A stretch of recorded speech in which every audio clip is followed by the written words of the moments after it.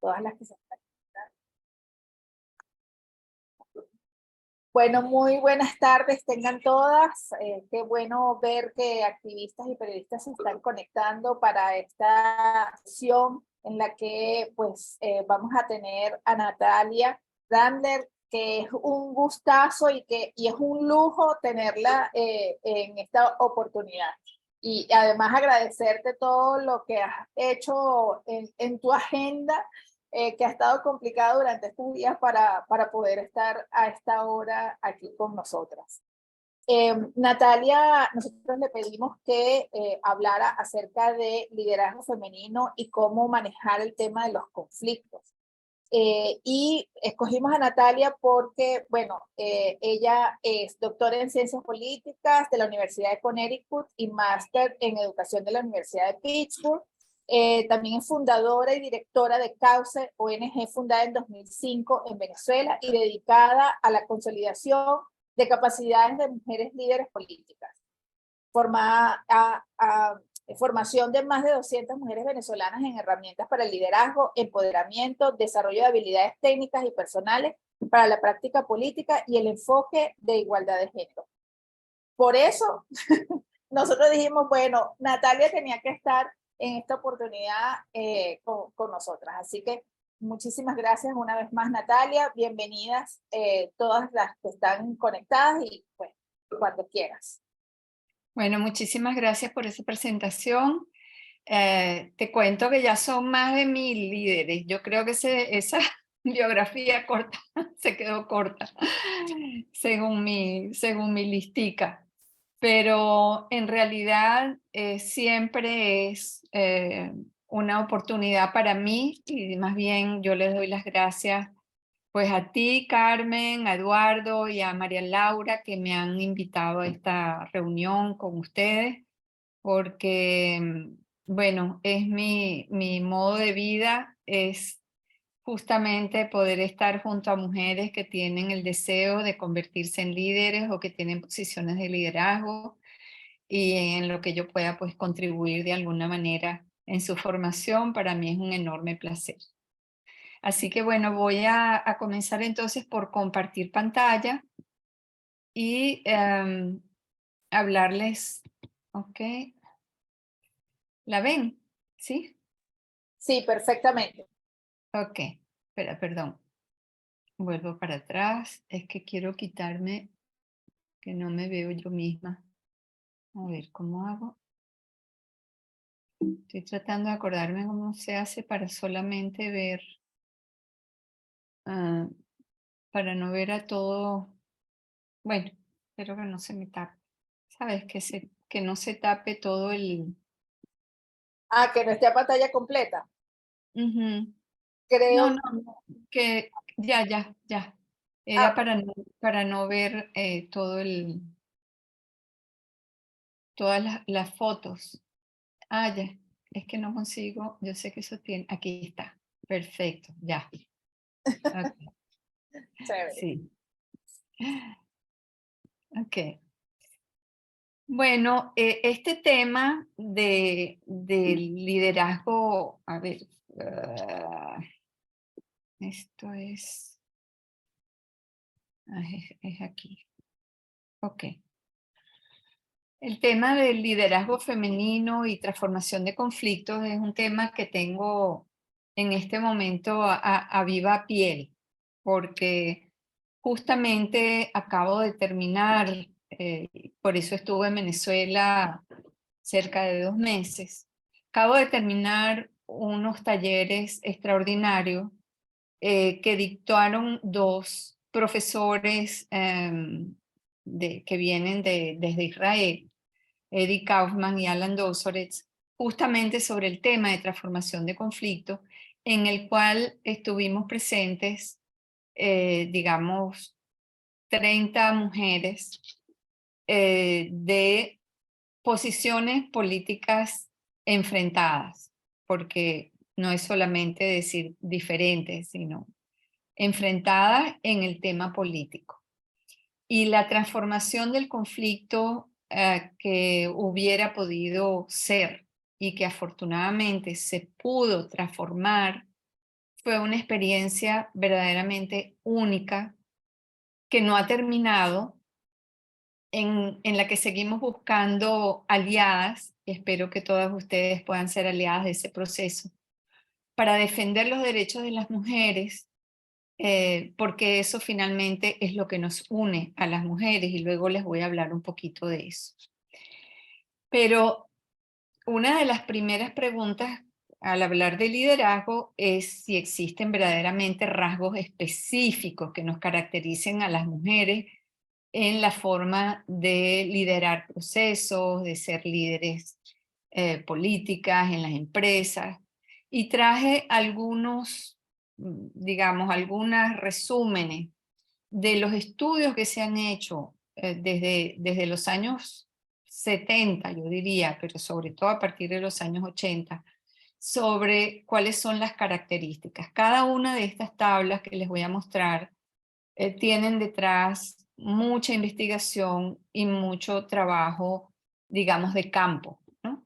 Entonces, algunos de los criterios en relación con las diferencias de género, diferencias entre hombres y mujeres en la conducción, gerencia y liderazgo. Aquí a la izquierda tienen unos autores, empezando como les dije en los años 80, del Centro de Stanford de Investigaciones, donde hicieron estudios, además en distintos ámbitos, y lograron, digamos, definir lo que ellos llamaban el estilo alfa y el estilo beta. El estilo orientado a características femeninas, perdón, esto tiene un error aquí, el estilo beta es el de las mujeres y el estilo alfa es el de los hombres, yo no sé por qué está aquí mezclado. Me disculpan por eso.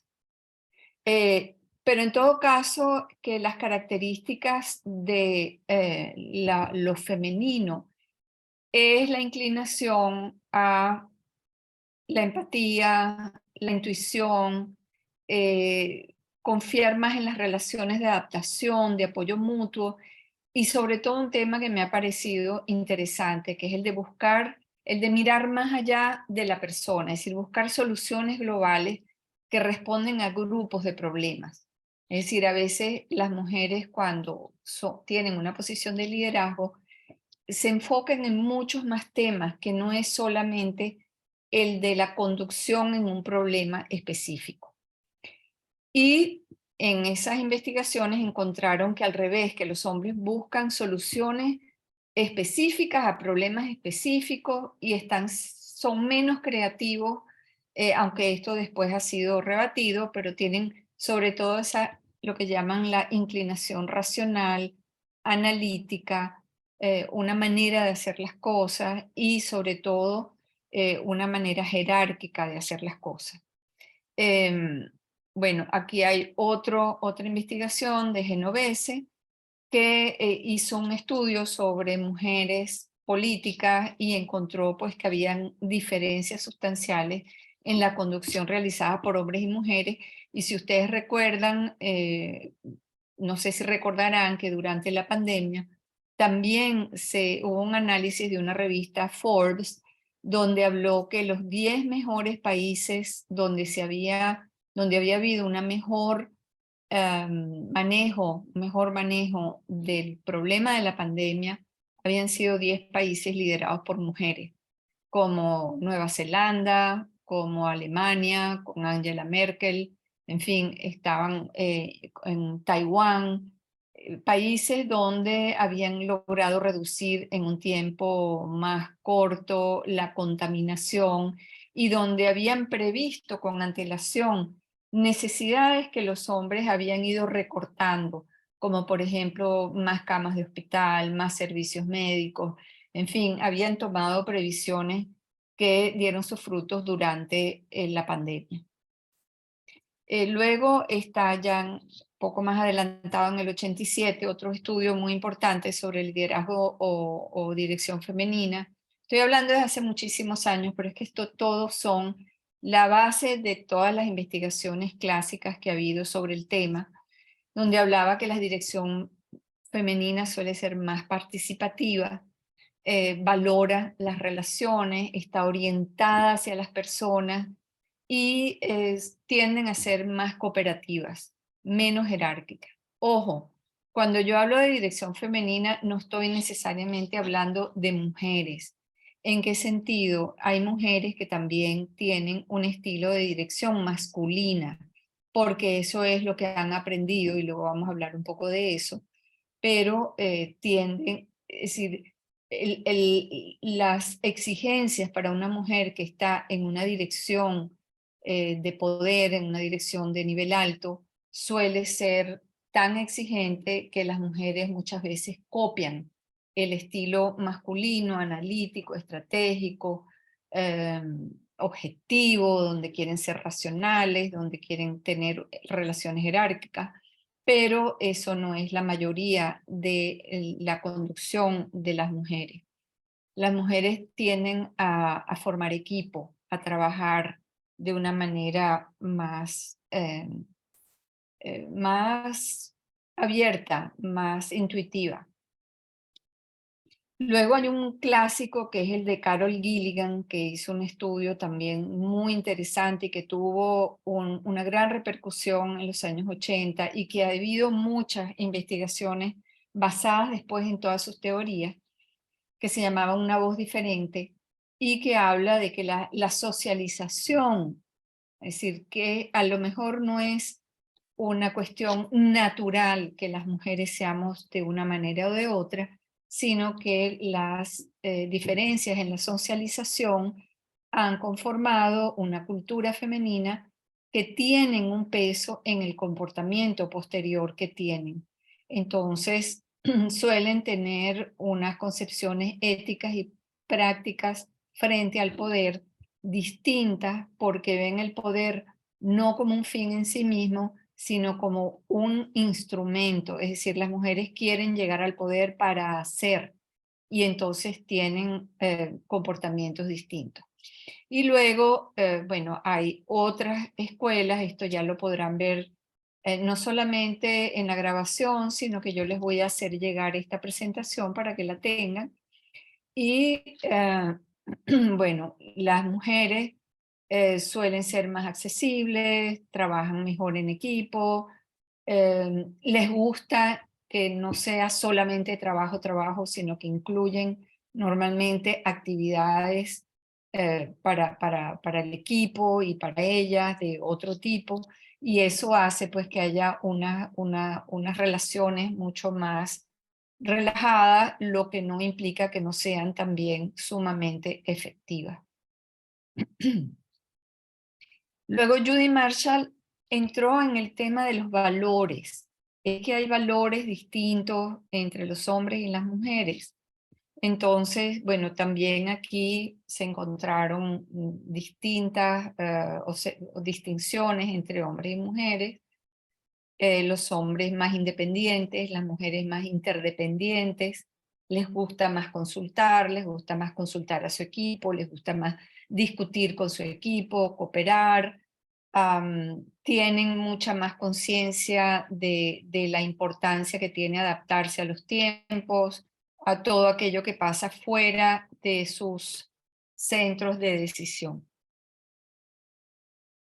Y quería llegar a este punto, que es un cuadro que siempre me ha guiado y me ha parecido tan importante, que elaboró la doctora Evangelina García Prince y que siempre me ha permitido, siempre me permite en las reuniones poner en contexto cuál es la situación de las mujeres, porque cuando hablamos de liderazgo, las mujeres no estamos en las mismas condiciones que los hombres. Es decir, hombres y mujeres tenemos no solamente las diferencias de liderazgo que produce el hecho de que podamos tener distinta socialización, distintos patrones culturales, distintas formas de ejercer el poder, sino que además las mujeres estamos situadas, digamos, hombres y mujeres, pero a las mujeres nos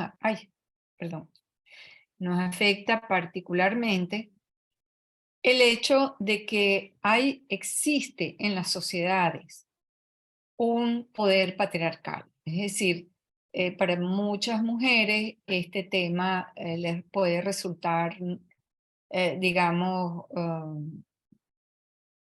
chocante en el sentido de decir, ya está otra vez un discurso contra el dominio masculino. Pero esa es la verdad, tenemos 6.000 años en los cuales, bueno, lo que se valora es lo masculino, lo racional, en que los líderes han sido fundamentalmente hombres, tanto en las empresas como en el poder político.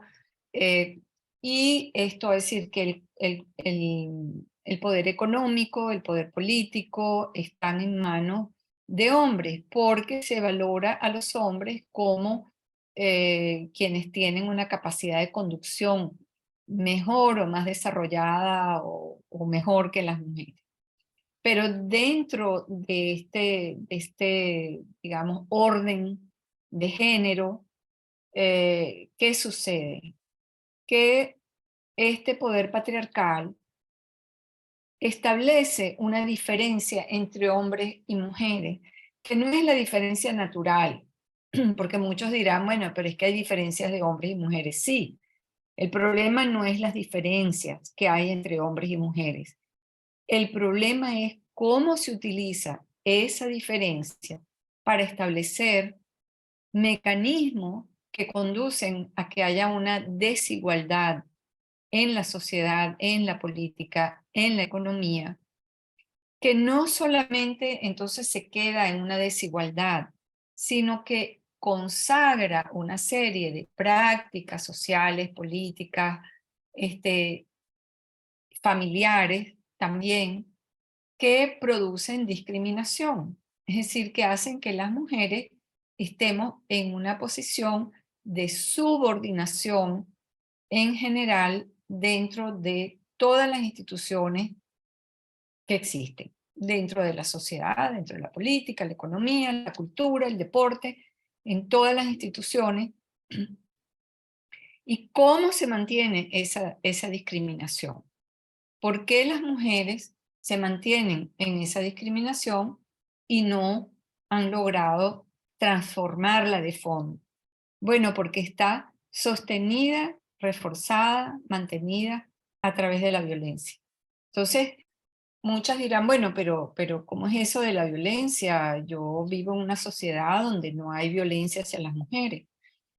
Las mujeres tradicionalmente dentro de las instituciones políticas, por ejemplo, sufren violencia de múltiples formas. Violencia no es solamente la agresión física. Violencia es que no te seleccionen un cargo porque piensen que como eres tan joven vas a salir embarazada y eso le va a costar más dinero a la empresa. O que tienes una posibilidad, o que haya una posibilidad de seleccionar candidatas o candidatos a una alcaldía, por ejemplo, y las mujeres las pongan de cuarta o quinta posición para que las principales posibilidades de ganar las tenga un hombre.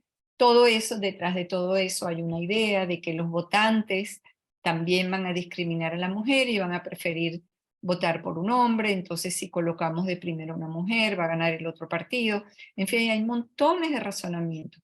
Pero a veces también se trata de una violencia mayor, por ejemplo, la violencia política, la violencia que viene acompañada, por ejemplo, de la inseguridad de la mujer, ¿no? La inseguridad dentro de la ciudad, que los hombres, por ejemplo, pueden quedarse trabajando hasta mucho más tarde, las mujeres tienen a su cargo los cuidados de la familia, los cuidados de los hijos, de los padres, en un estado como el venezolano, que no tiene la capacidad de responder a la mayoría de las necesidades de las mujeres que están asignadas a ellas por el hecho de ser mujeres, pues entonces las mujeres se sobrecargan y eso hace que sus posibilidades de ascender dentro de cualquier ámbito pues sean mucho más difíciles.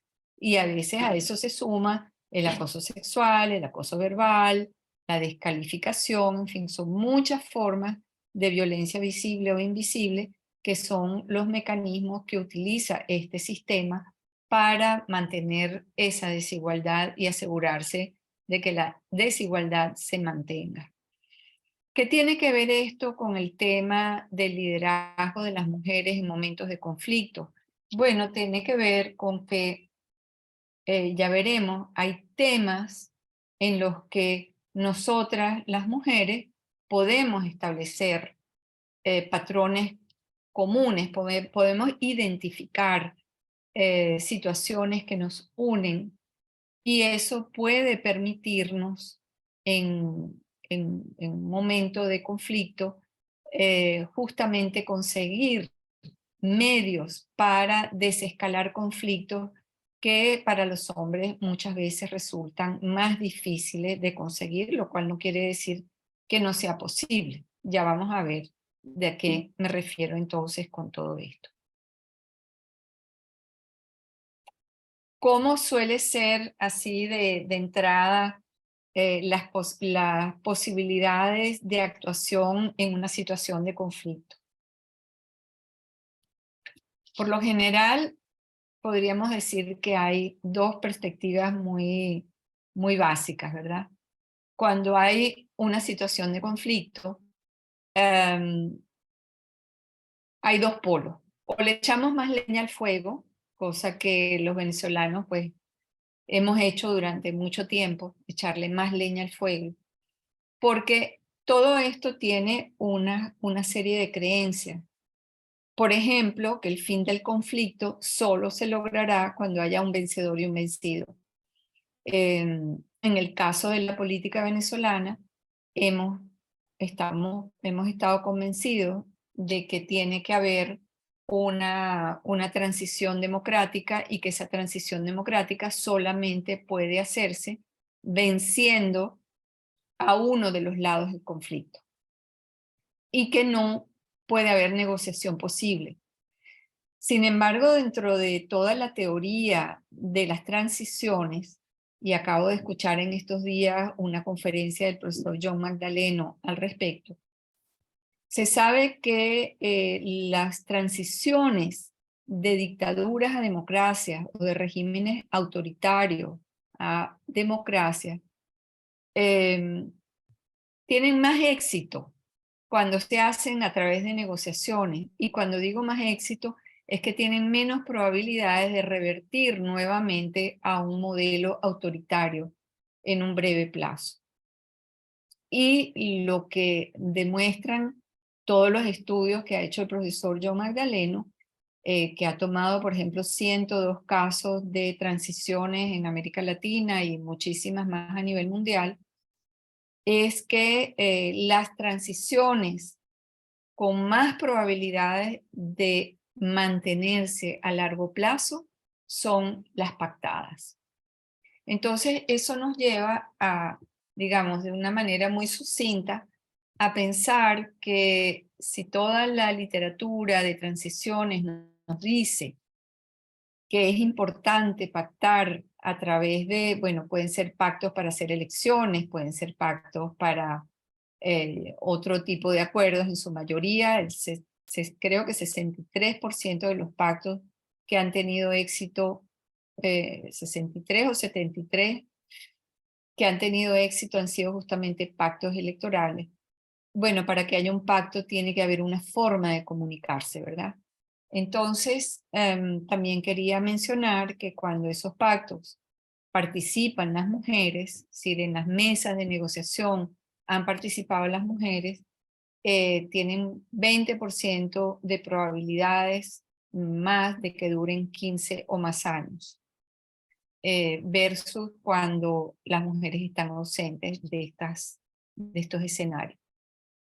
Entonces, ¿cuáles son los métodos de resolución de conflicto? Les voy a mencionar en el caso de esta investigación reciente que he estado más cercana a ella, que son las investigaciones sobre el conflicto de Edward Kaufman, donde menciona básicamente dos tipos para la resolución de conflictos.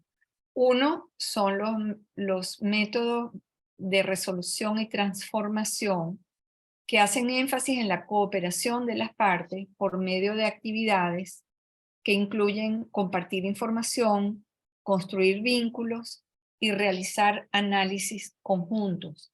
Y esto es un método distinto de los métodos de acuerdo o contención. Y cuando hablo de acuerdo o contención, es la mayoría de los acuerdos donde hay un mediador, por ejemplo, lo que se busca es contener los conflictos.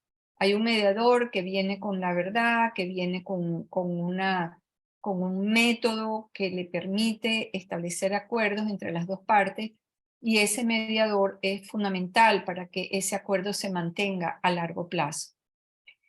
Los métodos de resolución de conflictos basados en la cooperación de las partes, que asumen como propio, como facilitadores o cofacilitadores de la resolución de conflictos, duran mucho más tiempo, pero requieren de una serie de habilidades y sobre todo de habilidades de comunicación.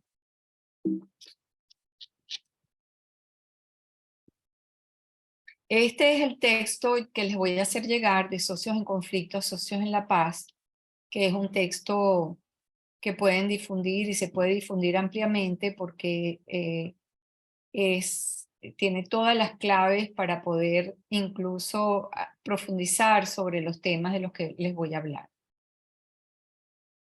Bueno, las características entonces de este método de facilitación de conflicto busca enfatizar lo que tenemos en común. Y esto tiene que ver con qué tipo de comunicación nosotros vamos a tener que hacer.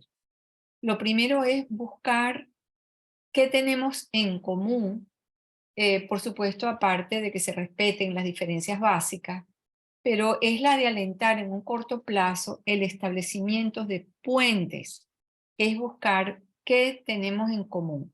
Por eso el trabajar solamente entre mujeres tiene, como yo les dije antes, la ventaja de que es fácil para las mujeres conseguir lo que tenemos en común. Luego, para facilitar que ese conflicto se reconstruye, hace falta cambiar nuestras percepciones y hace falta abordar el conflicto en sus causas subyacentes.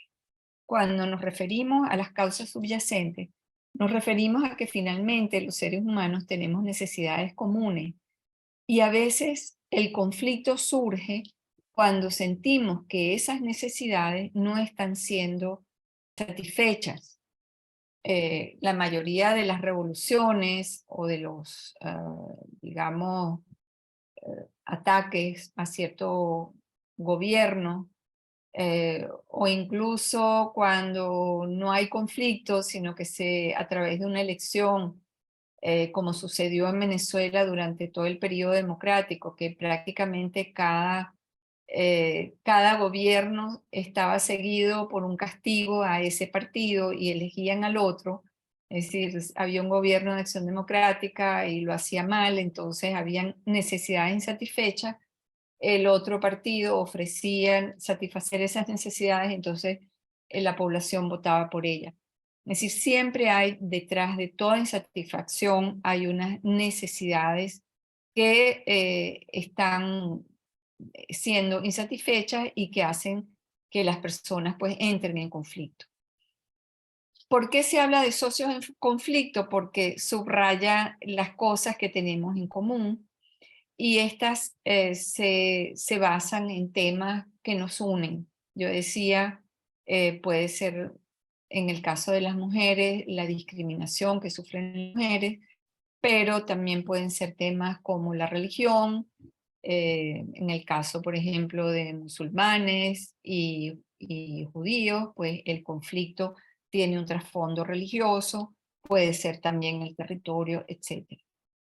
Ahora, a mí esta frase de Mahatma Gandhi siempre también me ha gustado mucho, la tengo presente, y es que dice que practicar el ojo por ojo nos dejará ciegos a todos, y que al final, después de un largo conflicto, pues pareciera que tenemos que empezar a buscar otro tipo de lenguaje para poder, voy a saltarme esto, para poder llegar a acuerdo. Entonces, el conflicto en sí no es negativo. El conflicto es una dinámica normal y continua dentro de las relaciones humanas.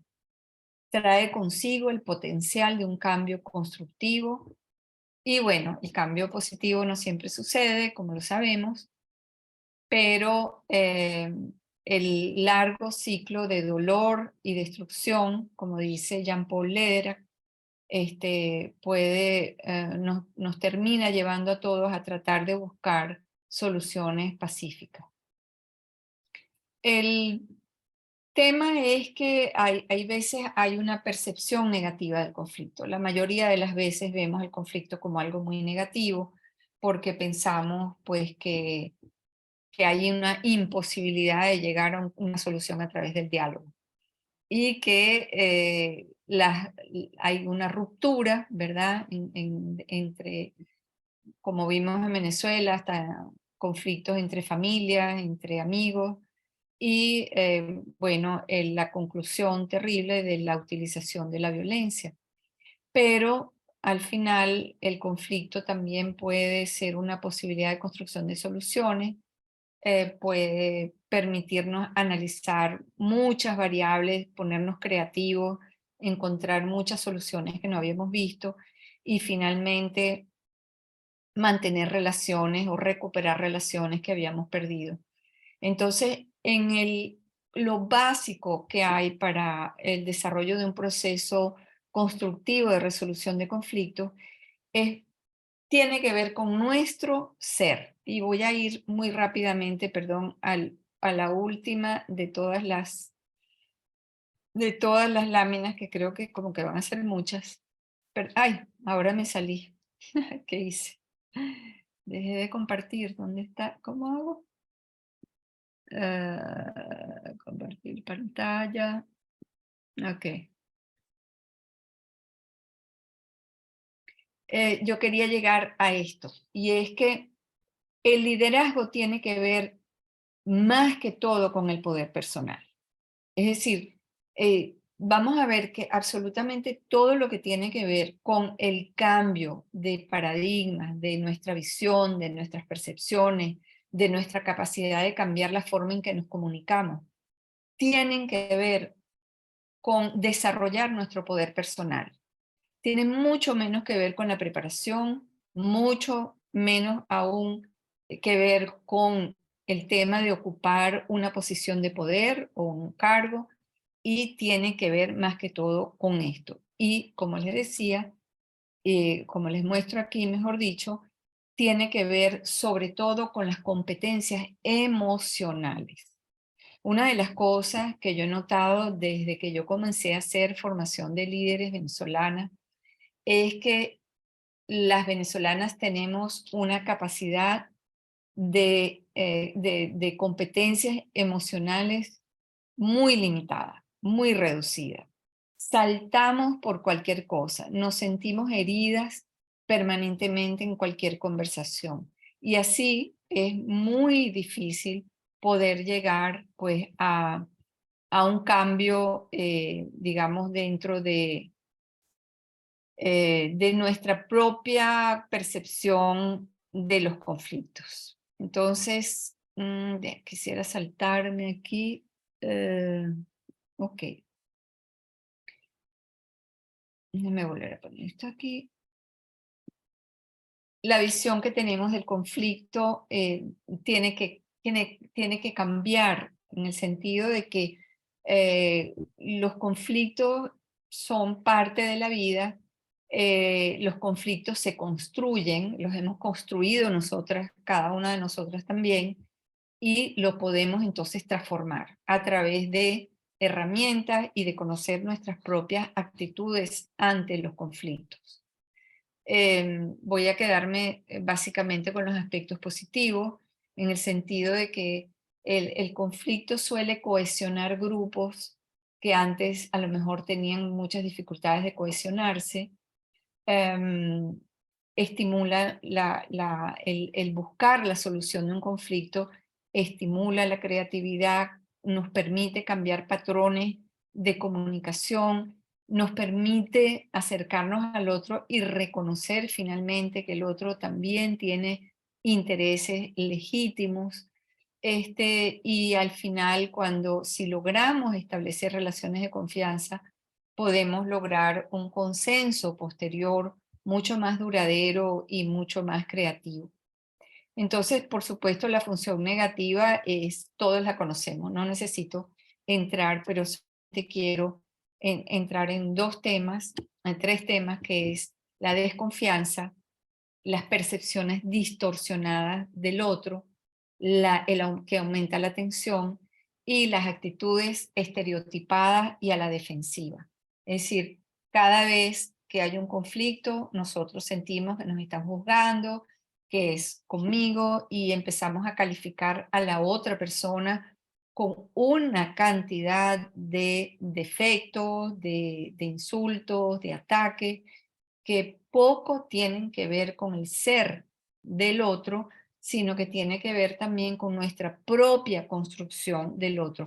Más allá de que tengamos, por supuesto, datos objetivos por los cuales podemos justificar que el conflicto se inició.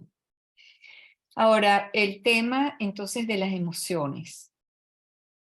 Aquí hay una descripción de 5 tipos de emocionales. Quiero ver mis tiempos porque veo que estoy muy atrasada para todo lo que quiero decir. Pero vamos a ver cómo se sienten ustedes dentro de estos estilos, ¿no? Hay un estilo que es el de gano o pierdo, o sea, yo quiero ganar siempre. Entonces, lo importante para mí es ganar. No importa que sea a expensas del otro, siempre y cuando gane mi interés.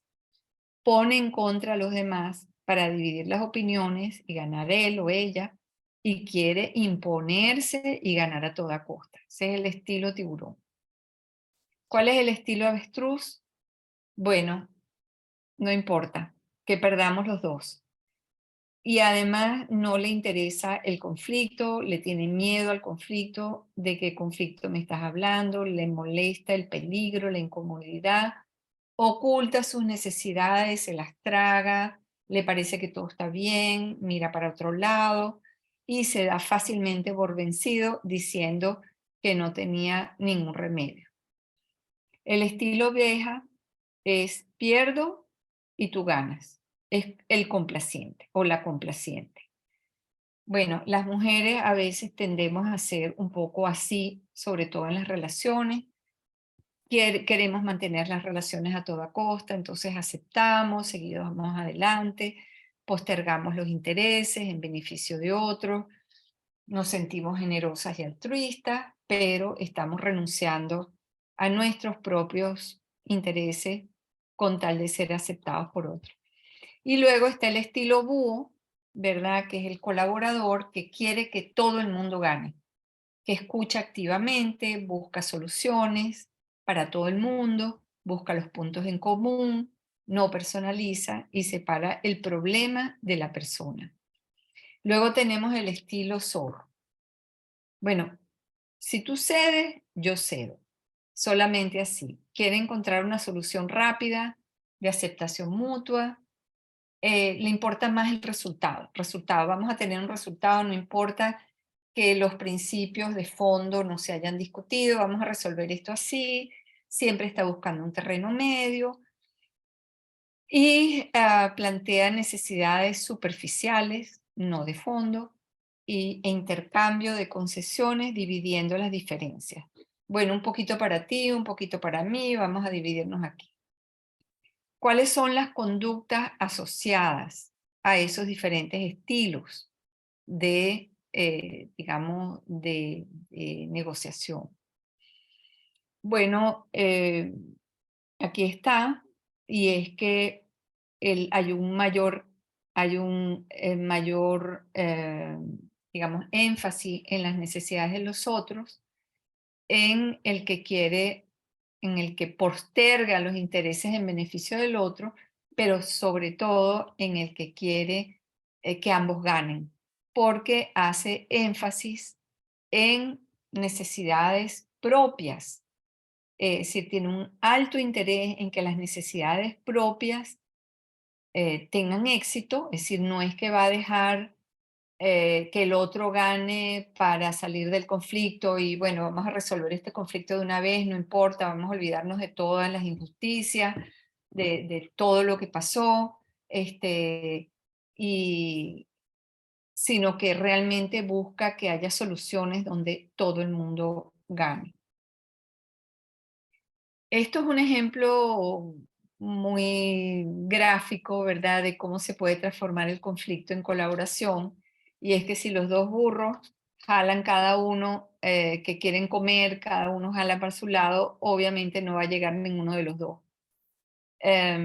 O van a tener que tirar, ¿verdad? Tanto o gana uno o gana el otro, o come uno o come el otro.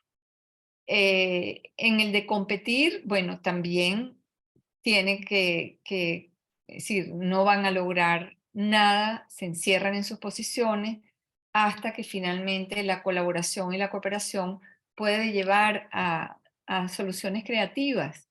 Fíjense que una solución creativa es que ambos burros se pongan de acuerdo y coman los dos del mismo lado, ¿verdad?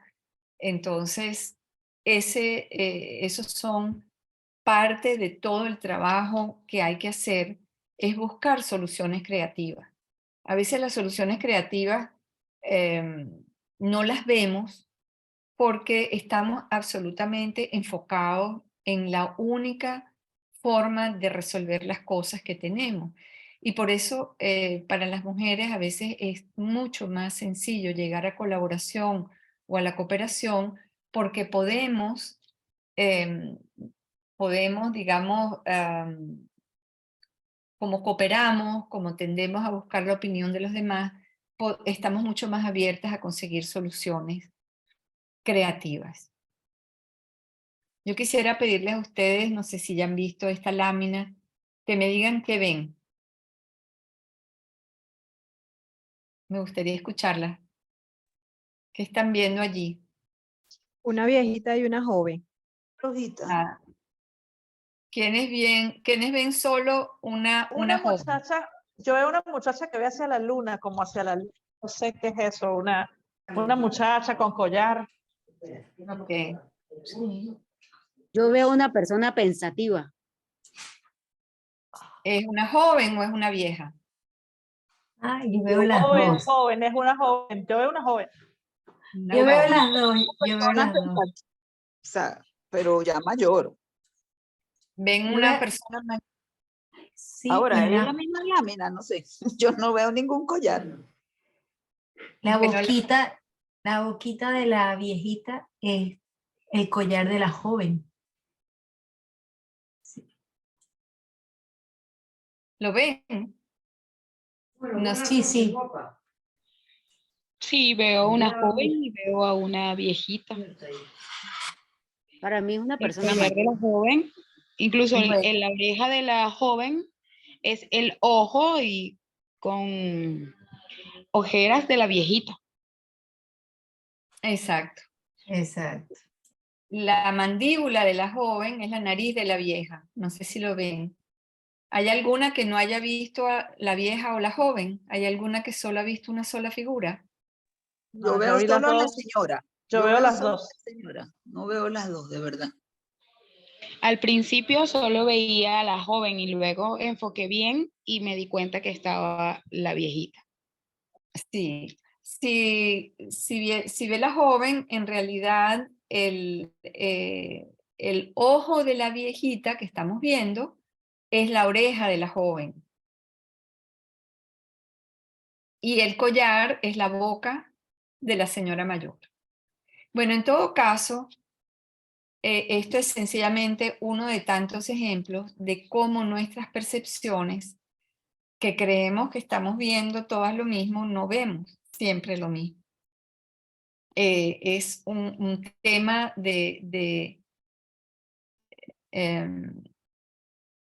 aquí hay otra imagen. ¿Qué ven aquí?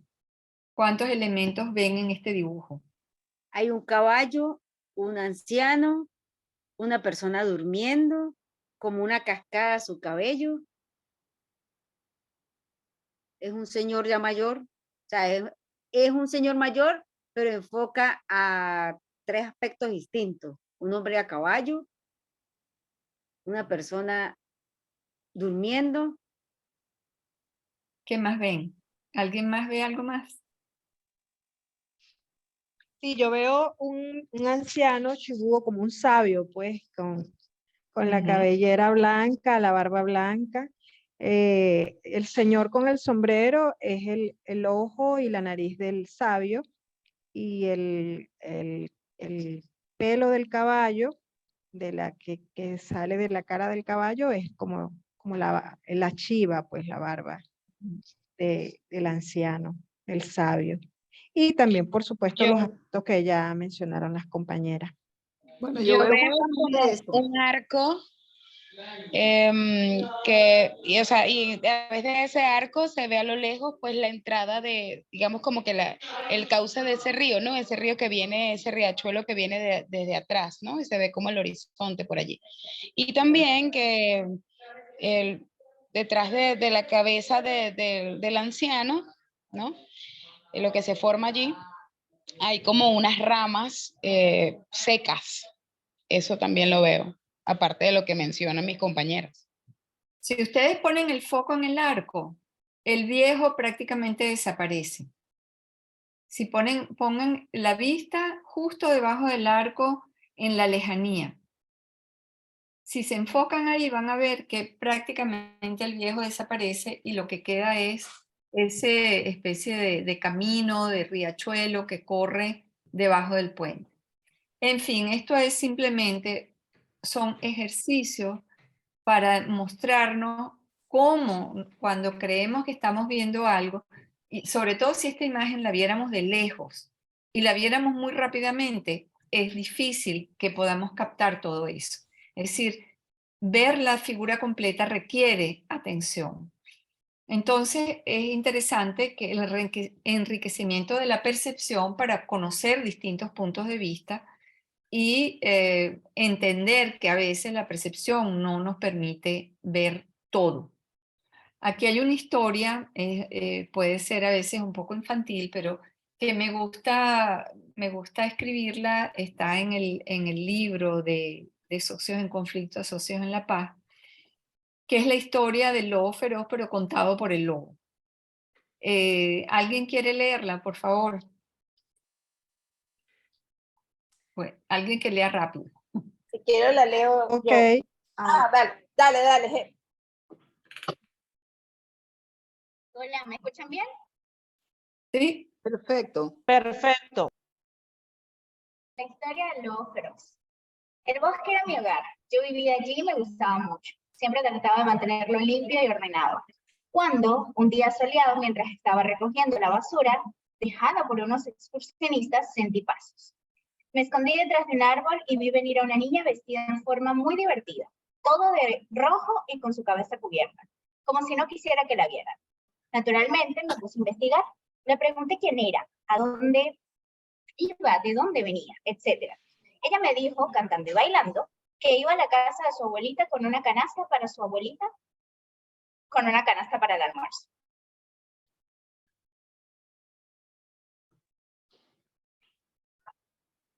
Me pareció una persona honesta, pero estaba en mi bosque, y ciertamente parecía sospechosa con esa ropa tan extraña. Así que decidí darle una lección y enseñarle lo serio que es meterse en el bosque sin anunciarse antes, y vestida en forma tan extraña. Le dejé seguir su camino, pero corrí a la casa de su abuelita. Sí, continúa. Cuando llegué, vi una simpática viejita y le expliqué el problema, y ella estuvo de acuerdo en que su nieta merecía una lección. La viejita estuvo de acuerdo en permanecer oculta hasta que yo llamara, y se escondió debajo de la cama. Cuando llegó la niña, le invité a entrar al dormitorio donde estaba acostado, vestido con la ropa de la abuelita. La niña llegó sonrojada y me dijo algo desagradable acerca de mis grandes orejas. He sido insultado antes, así que traté de ser amable y le dije que mis grandes orejas eran para oírla mejor. Me gustaba la niña y trataba de prestarle atención, pero ella hizo otra observación insultante acerca de mis ojos salidos. Ustedes comprenderán que empecé a sentirme mal.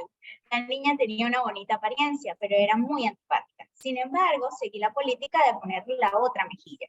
y le dije que mis ojos me ayudaban a verla mejor. Su siguiente insulto sí me encolerizó. Siempre he tenido problemas con mis dientes tan grandes, pero esa niña hizo un comentario muy desagradable.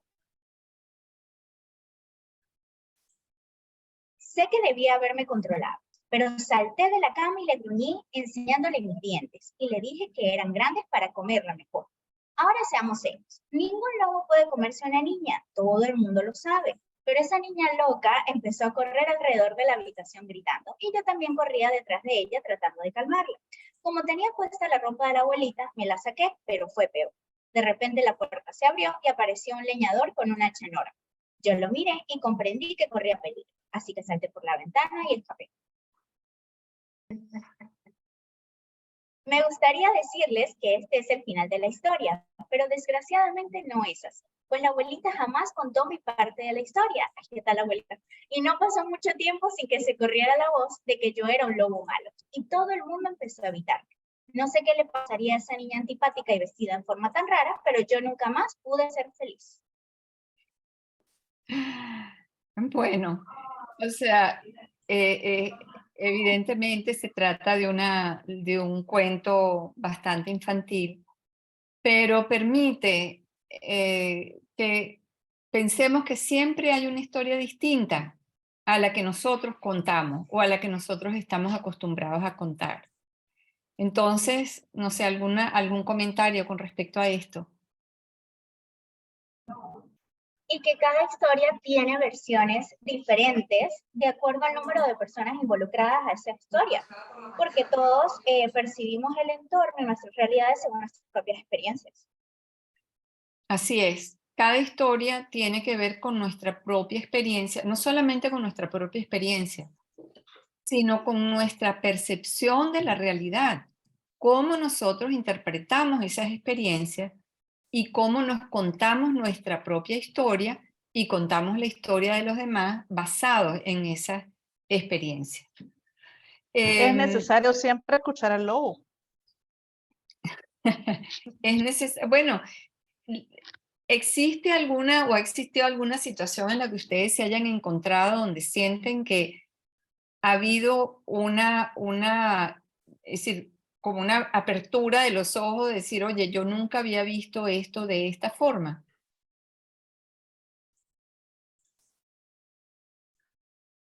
Es una pregunta que les hago porque uno suele, hay momentos en la vida en que uno se da cuenta de que tiene una percepción errada del otro y que ha estado suponiendo o enjuiciando a una persona o una situación basados en ideas erradas de la realidad. Es decir, prácticamente se puede decir que toda la filosofía occidental busca entender justamente cómo percibimos la realidad. O sea, si la realidad la inventamos nosotros, si la realidad es objetiva, si cuando interpretamos la realidad lo hacemos de forma clara y objetiva o sencillamente lo pasamos a través de un tamiz personal. Entonces, bueno, vamos a ir, digamos, avanzando rápido por el tiempo.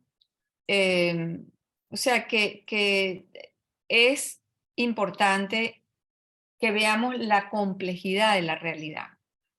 Todo no es bueno o malo, yo tengo razón, tú estás equivocado, sino realmente la capacidad de escucha.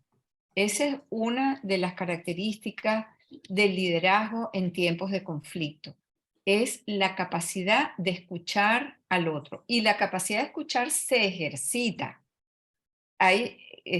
Cuando yo he hecho estos talleres en forma presencial, hay muchos ejercicios de escucha en el cual la persona te dice algo y tú tienes que repetírselo. ¿Cuántas veces, incluso en los pleitos familiares, los pleitos de pareja, los pleitos con una amiga, los pleitos tienen que ver con que lo que la otra persona me dijo, yo lo interpreté de una forma distinta de la intención que tenía el otro? Y por ahí nos enfrascamos. Entonces, escucha activa forma parte de lo que nosotros tenemos que ejercitar dentro de un liderazgo. Porque además nuestras percepciones están afectadas por múltiples factores. Tienen que ver con la manera en que hemos sido socializadas, es decir, qué es lo que nos han dicho que era correcto y que era incorrecto, lo que esperas de los demás, el sistema de creencias, la ideología también, es decir, cómo veo yo al otro, lo veo como un enemigo, la imagen que está además afectada por todos los estereotipos que hay en los medios, en la familia, que tergiversan el mensaje. Entonces, por ejemplo, el tema de la comunicación no violenta forma parte de justamente lo que debemos ejercitar y tenemos que aprender a cambiar nuestras expresiones, ¿no? Por ejemplo, en vez de afirmar todos los hombres son unos cerdos, todos los hombres son esto, todos los hombres son esto, se podría decir, el hombre que vive en la casa de al lado engaña a su mujer. O sea, ser como precisos de no generalizar ni a los hombres, ni al otro, ni a los chavistas, ni a los opositores, porque tendemos entonces a meter a todo el mundo en un mismo saco y ese saco está lleno de nuestras percepciones. Es un saco que nosotros hemos creado con percepciones. Ojo, insisto, esto no quiere decir, veo que hay muchos comentarios en el chat, déjenme ver un momento. Esto no quiere decir que... ok. Esto no quiere decir que no haya hechos reales, ¿verdad? O sea, uno puede analizar la realidad y decir objetivamente, esta es la situación. Es decir, en Venezuela ha habido un conflicto, este conflicto tiene un origen, esos orígenes son políticos, económicos, hay a veces un origen es decir, a veces es difícil conseguir quién tiró la primera piedra, porque también podemos pensar que quien tiró la primera piedra es el causante de todo el desastre y no queremos ver más hacia atrás, que el que tiró la primera piedra también tiró la piedra porque tenía necesidades insatisfechas y respondía a las necesidades de muchas personas. Es decir, podemos hacer un análisis objetivo de la situación, pero si queremos salir de esta situación de polarización en Venezuela, tenemos que ejercitar, por ejemplo, la comunicación no violenta. Y eso incluye, pues, tratar de salir de meter a todo el mundo en el mismo saco y eso incluye también cambiar nuestro lenguaje, ¿no? Por ejemplo, en lugar de decir, tú estás equivocado, se puede decir, a mí me parece, ¿verdad?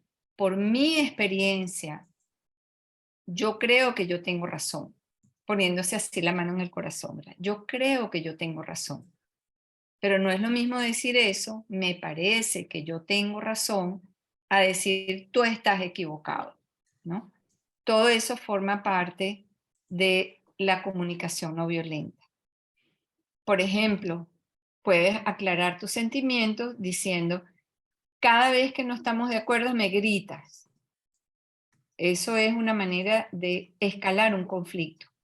Pero puedes decir, en cambio, me resulta difícil discutir contigo cuando gritas porque pienso que estás enojado conmigo y no quieres escuchar lo que yo tengo que decir.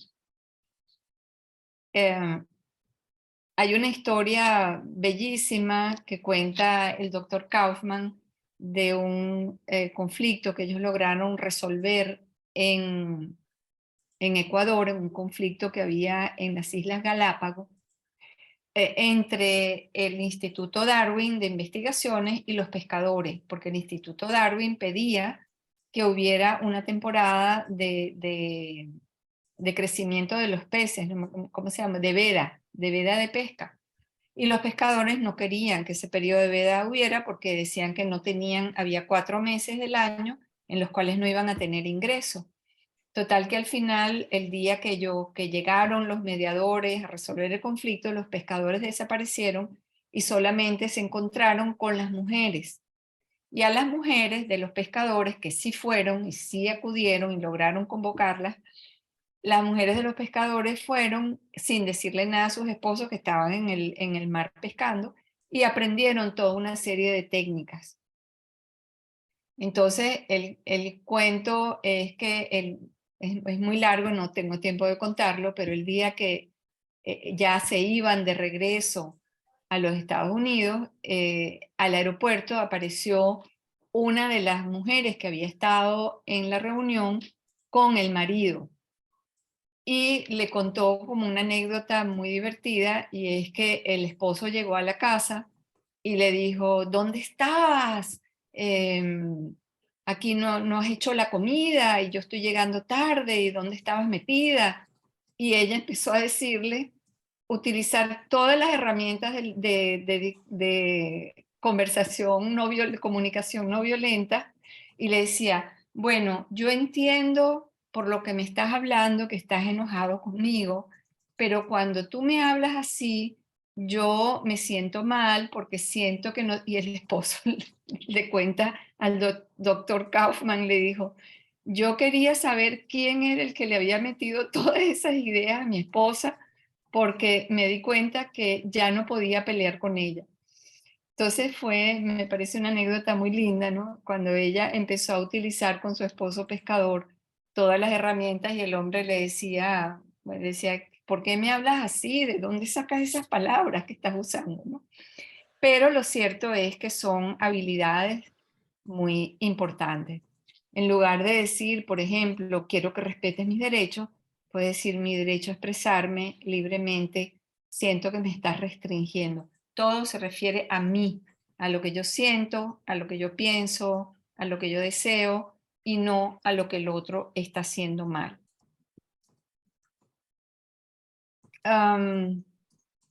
Bueno, no les tengo que decir cómo nos llamamos unos a otros en Venezuela, porque de eso tenemos mucha experiencia todos, ¿no?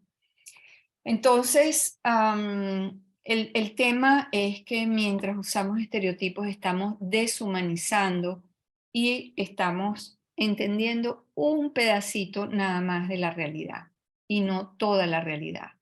Y además, pues esto, es decir, lo que hace es acentuar las discriminaciones o las diferencias o los conflictos. A ver cómo estamos de tiempo, ya me pasé. Pero bueno, quiero llegar también a decirles que el Nos quedan lenguaje, 15 minutos, Natalia. pero para que haya una discusión y preguntas nos quedan 15 minutos. Sí. Ok, entonces solamente voy a mencionar unos temas muy brevemente, que es el tema del lenguaje corporal, ¿verdad? El lenguaje corporal a veces es tan importante. Si yo le digo a una persona, sí, yo estoy de acuerdo contigo, ¿no? El lenguaje corporal dice muchísimo. Ay, no, bueno, tú dirás lo que tú quieras, pero el reírnos, el decir todo lo que tiene que ver con estas muecas, silencios, mandar a callar al otro, todo el lenguaje corporal es muy importante. Y eso es parte de lo que hay que aprender cuando se escucha al otro, es escucharlo con las orejas y escucharlo con el cuerpo. Como decía mi maestra también, Evangelina García Prince, el cuerpo es chismoso. Nosotros podemos decir una cosa con las palabras y saben muy bien que el cuerpo habla también, ¿no? Entonces, ¿qué es lo que se puede practicar? Mirar a la persona que habla, a veces respirar profundo, si nos está diciendo algo que nos resulta difícil, prestar atención al lenguaje corporal nuestro y de la otra persona, y no hacer nada mientras se está escuchando. Hay personas que están escuchando, hoy en día es muy normal que estás escuchando y estás viendo o tratando de hablar con otra persona o mirando a la persona, pero en realidad mirando lejos o viendo el celular, etc. En fin, hay toda una serie de ejercicios sobre la escucha activa que los podrán ver, y una de ellas son las técnicas, son la de parafrasear, asegurarte de que has entendido lo que el otro te quiso decir, resumir y preguntarle al otro si ese resumen que hiciste verdaderamente refleja lo que la otra persona quería decir. También buscar que la otra persona se expanda, que diga, conocer un poco más, que amplíe lo que te acaba de decir, conocer un poco más sus intereses, sus temores. Y finalmente, pues esto lo que busca es que la relación entre el receptor y quien originó el lenguaje pues no esté llena de interferencias que son culturales, diferencias de género, diferencias de estatus, diferencias ideológicas, ¿verdad? Sino que te permita realmente o establecer una relación de tú a tú con el otro. Entonces, bueno, ahora sí dejo de compartir y en el tiempito que nos queda. Yo quería quedarme media hora más aprendiendo. Elicitar, me hacen una pregunta. Elicitar significa, tú me dices algo y yo te digo, me acabas de decir que tienes un problema con mi forma de pensar, que no te gusta como yo pienso.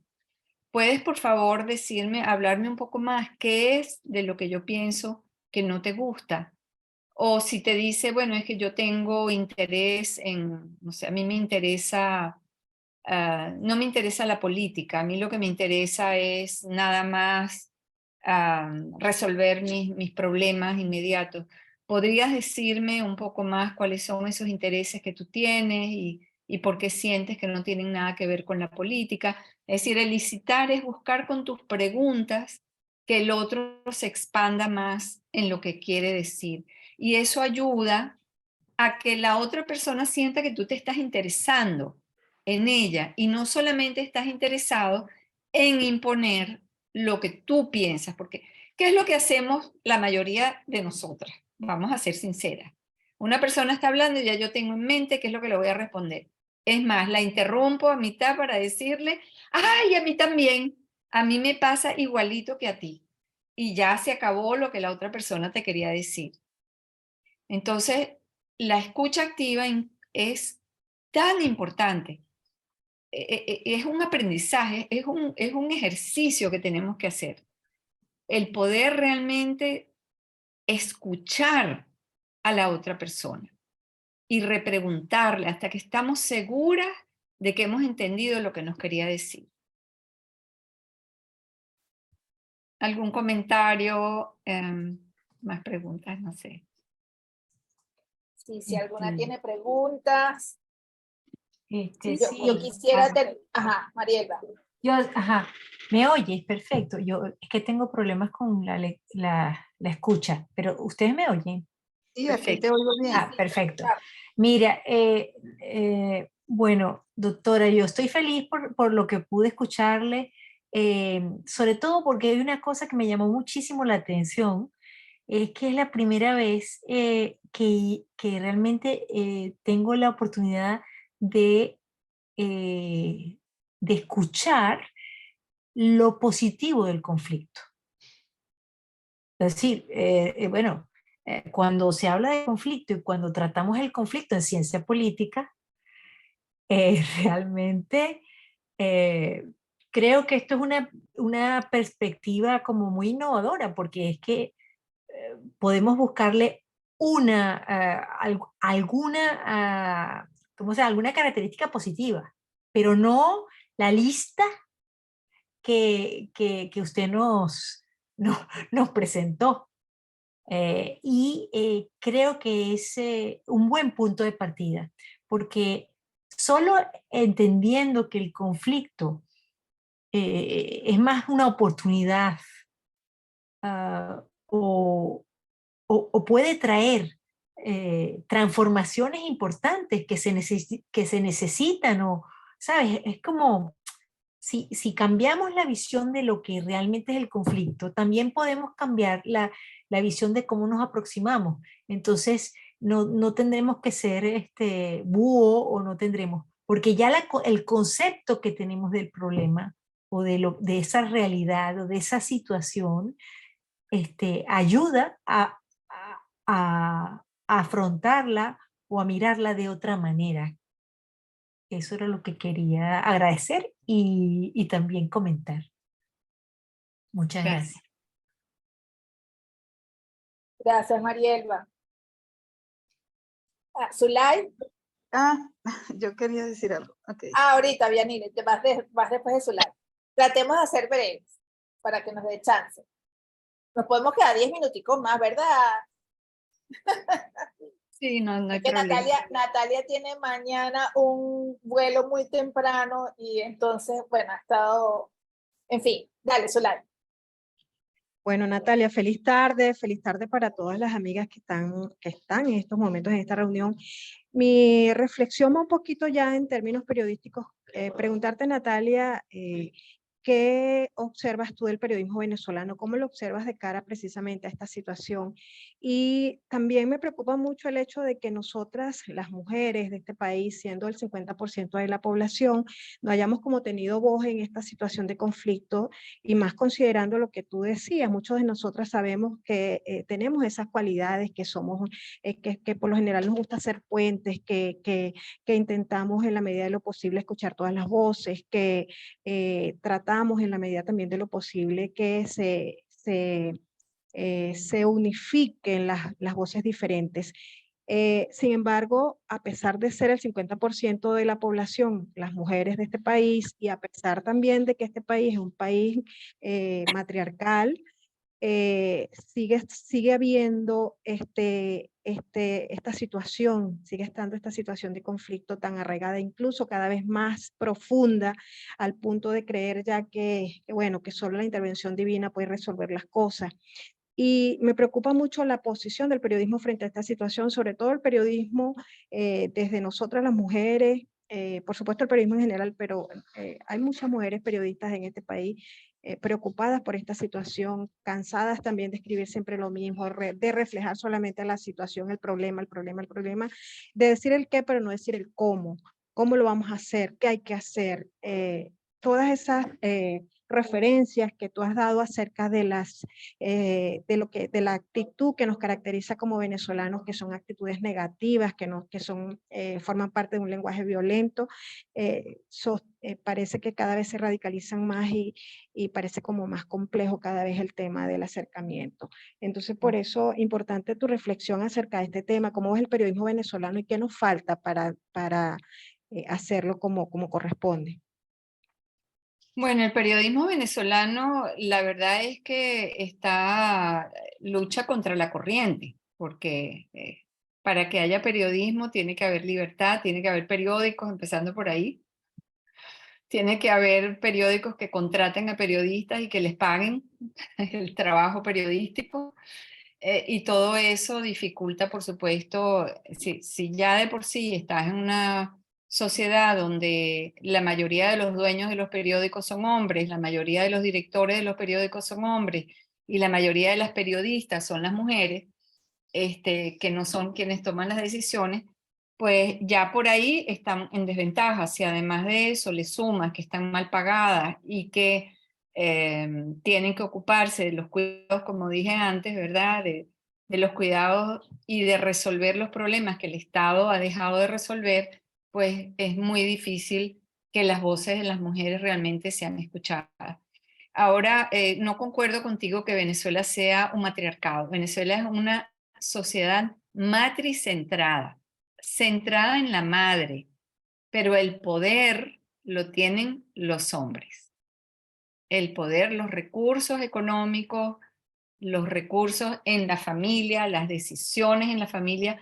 Las mujeres, es cierto que en Venezuela las mujeres tienen mucha decisión en el seno de la familia, pero a la hora de la verdad los recursos los manejan los hombres, ¿no? Entonces, bueno, pero en estas sociedades matricentradas, bueno, como les decía, las mujeres con enormes dificultades y evidentemente no hay suficientes voces de mujeres en los periódicos. No hay ni en la opinión, ni más allá, digamos, del reportaje muy de base, que es el peor pagado, por supuesto, el que hacen las mujeres. Yo tengo una anécdota en mi campo de la universidad. Cuando era profesora, cuando yo empecé siendo profesora, todos los cargos de jefe de departamento eran masculinos. Los rectores eran hombres y los jefes de departamento, los jefes de programas, los coordinadores de programas eran todos hombres. ¿Cuándo empezaron las mujeres a ocupar esos cargos? Cuando los profesores se dieron cuenta que no podían ganarse la vida siendo profesores y empezaron a tener otros trabajos y venían a dar su clase y se iban. Entonces, ¿quiénes iban a ocupar los cargos de jefe de departamento? Las mujeres subpagadas. Entonces, esto forma parte de lo que yo les decía antes, de las desventajas que tienen las mujeres en general, en absolutamente todos los ámbitos de la sociedad. Así que no tengo mayor respuesta sobre la calidad del periodismo en Venezuela, sino que cómo puede haber calidad periodística si no hay periódico. Y bueno, también eso está cambiando, cada vez somos más las mujeres que estamos tomando posiciones de liderazgo dentro de los medios. No, claro, hay excelentes periodistas mujeres, excelentes periodistas mujeres. Y directoras. Más me encantan las mujeres cuando hacen entrevistas, tienen una visión distinta, son muy agudas, o sea, yo creo que no es por desmerecer, al contrario. Ojalá que hubiera más mujeres periodistas, pero lo que yo digo es eso, o sea, con unas condiciones en las cuales están subpagadas, que se tienen que ocupar de todos los cuidados, que tienen, digamos, que hay pocos periódicos hoy en día en Venezuela, digamos, que puedan... Prácticamente no hay. Que prácticamente no hay, pues la condición para hacer periodismo es sumamente difícil, ¿no? Para todos y para las mujeres aún más. Así es. Pero no porque no sean buenas. No quise decir eso. No, para nada. O sea, lo decía más bien por los comentarios de Zulay y que efectivamente no podíamos, o sea, cada vez más ahora hay mujeres que están ejerciendo la dirección de los medios nativos digitales, fundamentalmente, porque ya los medios tradicionales aquí en Venezuela prácticamente no existen. O sea, nadie ve ni Venevisión, ni Televen, o sea, o son pocos, o sea, la mayoría hay cable o ese tipo de cosas, y periódicos no hay. Entonces los medios nativos digitales cada vez más tienen mujeres al frente en la dirección, ¿no? Bien sea que nacieron, ellas lo crearon como Efecto Cocuyo, como el Bus TV, como Historias que Laten, o personas que de repente, o sea, en mi caso específico, ahora yo estoy al frente de Runrunes. Entonces, pues bueno, estamos dándole un giro y a eso es a lo que me refiero. Vianile, te ibas a conversar, ibas a decir algo. Hola, buenas tardes. Primero agradecer, de verdad excelente la formación, una cosa increíble que nos acerca a unas reflexiones que no es que no las tengamos presentes, sino que cada día la velocidad en que vivimos como que las diluimos. Y yo quería hacer una referencia sobre la experiencia periodística, pues, porque yo soy periodista. Y es que nosotros a veces nos olvidamos de construir también esos espacios para el reencuentro con nuestras fuentes, con nuestros, digamos, con la gente con la cual nos interrelacionamos para poder hacer nuestros productos. Y lo digo porque uno siempre tiene la tendencia a decir que no, yo no me acerco allí, por ejemplo, a una mujer, al Instituto de la Mujer, pues son unas pocas chavistas ahí, esas no me van a decir nada. O no, yo no voy a entrevistar a la señora presidenta del Consejo Legislativo porque esa es la esposa del gobernador y esa es otra tipa rodilla en tierra. Entonces uno estigmatiza y eso le impide acercarse. Es decir, lo que quiero decir es que no lo intentamos. A veces no intentamos construir relaciones positivas para que nuestro trabajo sea un poco más abierto y no encapsulemos tanto los contenidos. Y a mí me llama mucho eso la atención porque esto que nos dice nuestra ponente del lenguaje no verbal, no ofensivo, o esta posibilidad de hacer cosas eh, por, por la paz, por los derechos en todo caso, no, nosotros deberíamos desde cada espacio pequeño que tenemos como ciudadanos, como personas, como profesionales, ir construyendo eso para la resolución de los conflictos. Es decir, no pensar que el conflicto de Venezuela se va a resolver por una comisión negociadora allá arriba y nosotros aquí abajo no procuramos nada, porque es que no todo en la oposición es Leopoldo López, ni no todos en el chavismo son Iri Varela y Diosdado Cabello. O sea, ahí hay mucho. Hay un tamiz grande. Entonces nosotros debemos, se me con reflexión por la calidad de la ponencia y por lo que nos trae la ponente, es que nosotros tenemos que hacer un esfuerzo por acercarnos, por no hacer juicios a priori, por acercarnos y por conocernos y por interrelacionarnos de verdad. Si en realidad queremos construir tranquilidad en este país. Fíjense que sobre esa reflexión que has hecho, la experiencia que hemos tenido en este grupo que se ha creado, un grupo casi que imposible, de 15, 14 mujeres chavistas y 14 mujeres opositoras, que durante 3 semanas tuvimos que hacer cantidades de ejercicios, de quitarnos los prejuicios, de quitarnos los apelativos, de poder contactar con la otra desde lo que nos une y no desde lo que nos separa. Una de las cosas que encontramos fue que las necesidades que tienen las mujeres son las mismas, que todas tienen capacidad crítica, que no es que tengan los ojos cerrados, que están viendo los problemas, que los ven. Y al final, una cosa que es tan interesante es cuando al final te das cuenta que quienes han llevado el país a este desorden y a este desastre, a esta ruina, no son las mujeres, lo cual no quiere decir que no haya mujeres que hayan colaborado, ¿verdad? Pero quienes han llevado a la ruina al país y quienes están que han sido incapaces de llegar a soluciones en ambos lados son hombres. Y ese reconocimiento lo hacen las mujeres de allá y de acá, todas. Que dicen, si nosotras empezáramos a construir el país, aún con visiones distintas, estoy segura que nos ocuparíamos de temas fundamentales que podrían eventualmente permitir que ya no haya polarización y que ya no haya enemistad, porque en todos los países del mundo, en Francia está la izquierda extrema y la derecha extrema y conviven todos. Y no es que por el hecho de que piensen distintos van a salir a matarse.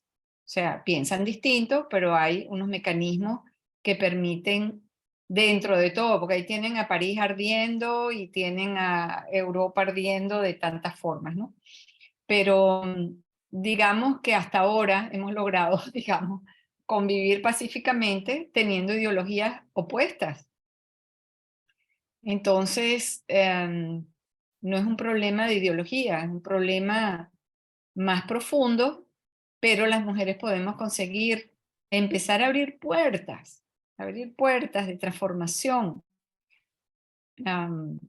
Es una experiencia esa experiencia de ver al otro. Claro, hay temas que no se hablan, hay temas que cuesta, hay temas que va a haber que ir tratando muy poco a poco, pero eso de me voy a centrar en lo humano que veo en la otra por encima de lo que me separa de ella, al final te lleva digamos, a darte ese abrazo del que las venezolanas somos muy, muy capaces de darnos, ¿no? Y de decir, yo te quiero a pesar de que no pienso igual que tú. Y creo que ese es un principio. Y creo que las mujeres somos las que estamos llamadas a hacerlo. Yo soy una, pero bueno, fiel creyente de que eso es posible. Ay, un ejercicio increíble ese, el empezar a pensarlo y después hacerlo, ¿no? Ojo, hay mujeres patriarcales, hay mujeres que siguen exactamente lo que dicen sus Los hombres, jefes, claro. sí. Pero hay muchas mujeres, estos talleres eran con mujeres feministas, entonces fue mucho más fácil Claro. estar Bueno, consciente.